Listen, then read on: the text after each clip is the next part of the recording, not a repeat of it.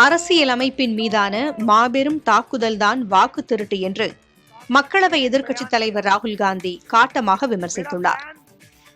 டெல்லி ராம்லீலா மைதானத்தில் காங்கிரஸ் தலைமையில் வாக்கு திருட்டு குற்றச்சாட்டை முன்வைத்து மாபெரும் போராட்டம் நடத்தப்பட்டது.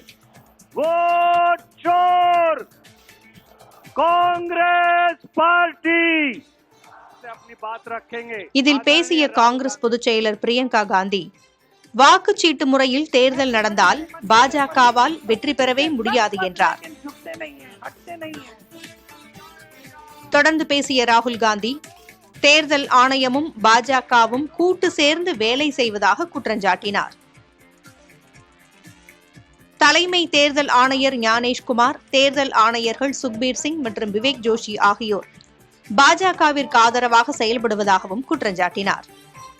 தேர்தல் ஆணையர் மீது எந்த நடவடிக்கையும் எடுக்க முடியாத வகையில் பிரதமர் மோடி சட்டத்தை மாற்றியிருப்பதாகவும் ராகுல் குறிப்பிட்டார்.